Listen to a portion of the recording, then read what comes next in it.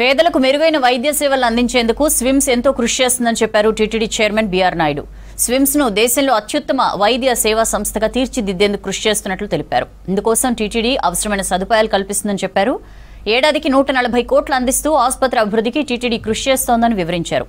స్విమ్స్ లో అత్యాధునిక MRI, city scan ను ప్రారంభించారు TTD chairman BR Naidu. Indian Oil Corporation 22 కోట్ల విలువైన మిషనరీని శ్రీ వెంకటేశ్వర మెడికల్ కాలేజ్ కి విరాళంగా ఇచ్చింది. టీటీడీ ఆధ్వర్యంలో పేదలకు ఉచితంగా అత్యుత్తమ సేవలు అందిస్తున్నట్లు చెప్పారు స్విమ్స్ డైరెక్టర్ ఆర్వి కుమార్. హాస్పిటల్లోని శ్రీ పద్మావతి ఆడిటోరియంలో విద్యార్థులు, డాక్టర్లతో చైర్మన్ సమావేశం నిర్వహించారు.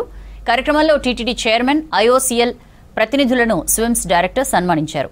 కార్యక్రమంలో తుడా చైర్మన్ డాలర్ దివాకర్ రెడ్డి, డాక్టర్లు, హాస్పిటల్ సిబ్బంది పాల్గొన్నారు.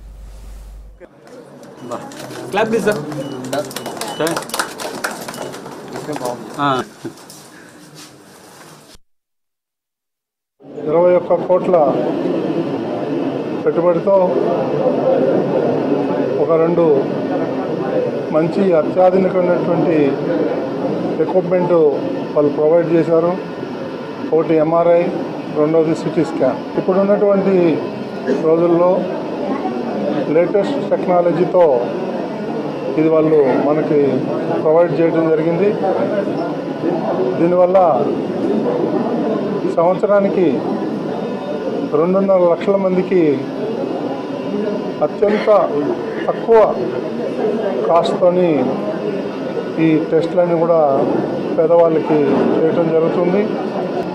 ముఖ్యమంత్రి శ్రీ నారా చంద్రబాబు నాయుడు గారి ఆదేశంతో సంవత్సరానికి సుమారు 140 కోట్లు వెచ్చించి టీటీడీ నిధుల నుంచి ఈ స్విమ్స్ హాస్పిటల్కి ఇవ్వటం జరుగుతూ ఉంది.